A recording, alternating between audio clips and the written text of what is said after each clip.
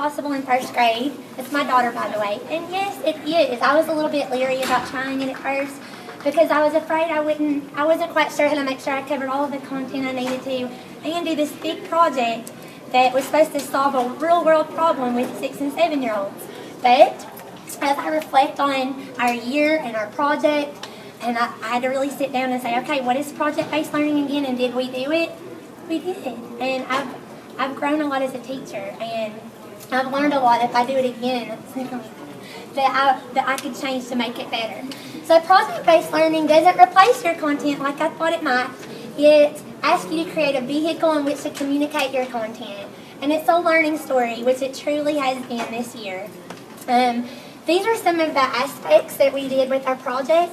And when I was reflecting on our year, we did a lot of these. Collaboration was a big one. We collaborated with our STLP team, and they do a Bird Eye and Buzz, like a news broadcast every morning. And so when we were, I'll tell you more about our sweet tweets, but when we were advertising, they made commercials and put them on our newscasts, and it's really cool. So, oh my goodness, we did it. We took a venture down a new road, and it was really positive. You all think it was positive? Yeah. Yes.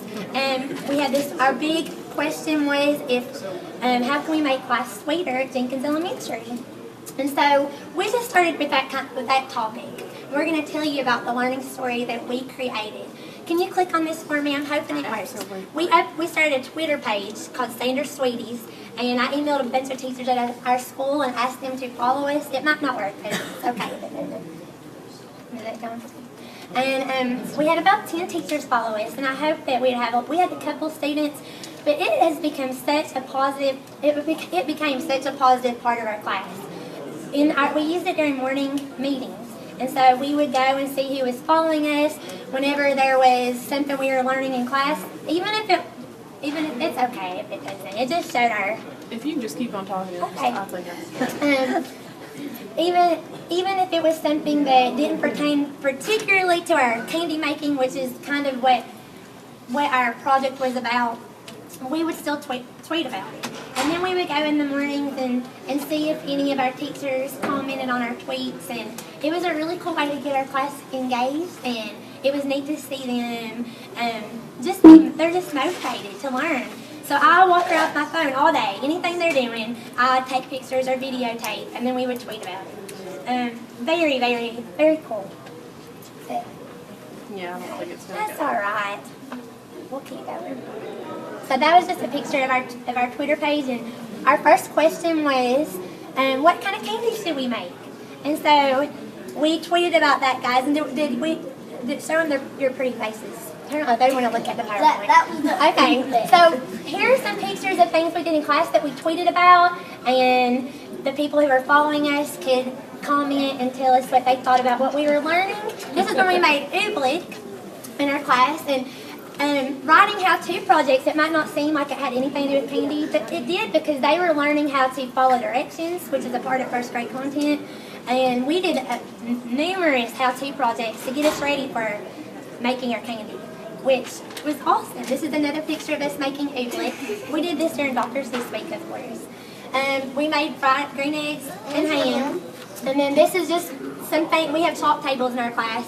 So I took pictures of them. I would tweet about that different word work that they're doing. Anything we're doing in our class, we would tweet about. Yeah.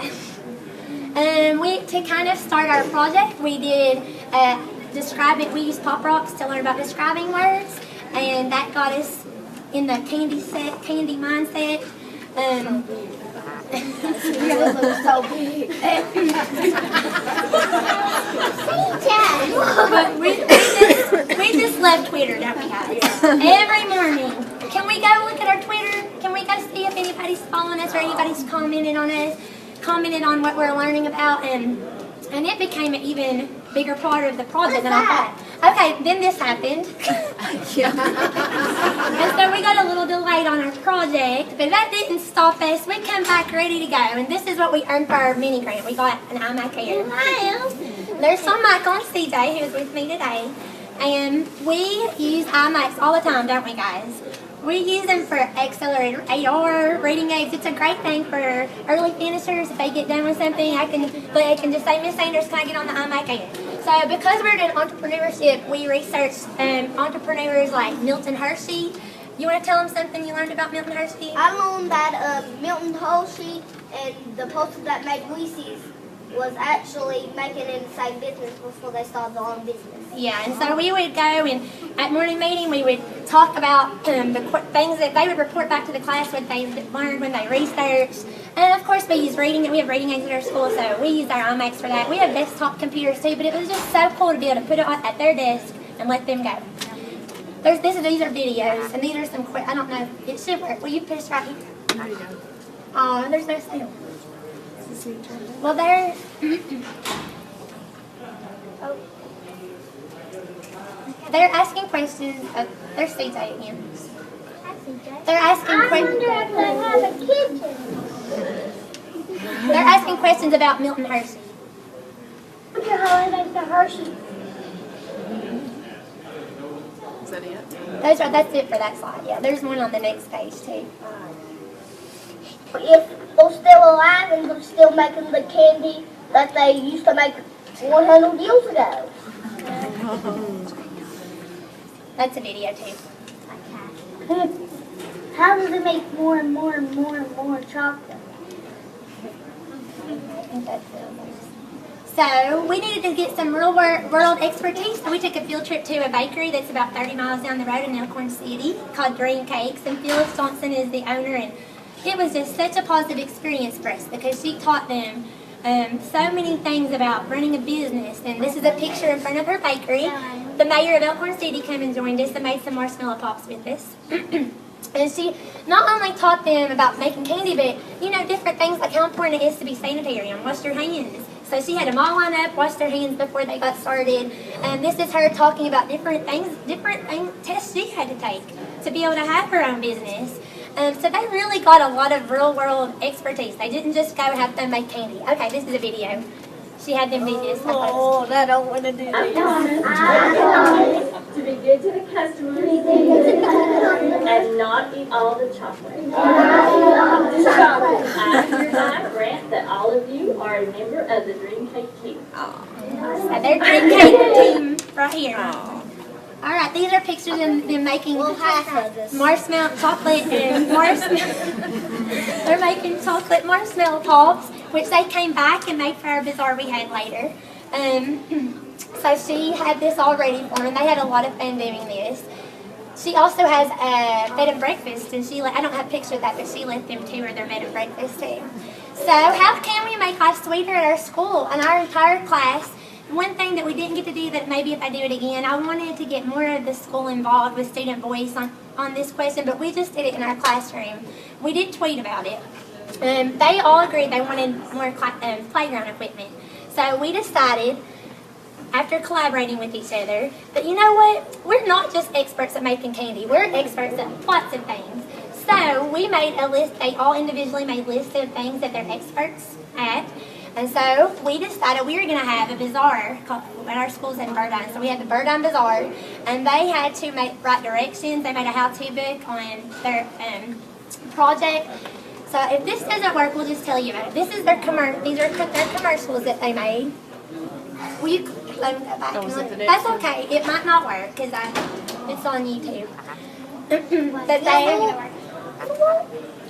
made an infomercial. Okay. They made an infomercial about their projects. And let's tell them some of the things we made for the bazaar. Do you want to tell them? Turn and tell them what you made. I made marble masks. They made superhero marble masks. Well, both of us did. That they were on the team together. I made pink lemonade. And they had to come up with their own directions. And they did what they wanted. I just kind of guided them. We had charm bracelets. We made charm bracelets, which ended up being a lot more math content than I thought. They had to measure. They had to make patterns. We had, what else did we do, guys? We did marshmallow pops. We did candy bars. They actually made candy bars. We got the rest of the school really got involved with it. Rubber band bracelets. Rubber band bracelets. And we invited it's not going to work. Oh, my head's gone. Yeah, the props. That's okay. Here's some of the projects. We had project day. So one specific day, maybe a week for leading up to the bazaar, we would make our project. These are marshmallow pops, charm bracelets. There is another, these are their, CJ and Michael made these superhero marble masks. They were great sellers. And Lego shits, this is a video where you click on that. Some of the videos weren't on YouTube.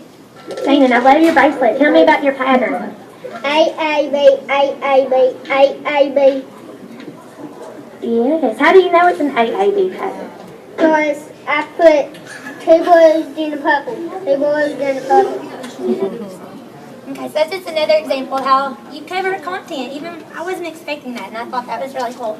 So these are some of the things we talked about before we made our commercials. How much will our products cost? They had to brainstorm how they were going to persuade their customers to buy the product. So they had to make posters and writing to write to persuade. These are all of our commercials. I'm thinking they're probably not going to work. I'm sorry, but they're not going to work.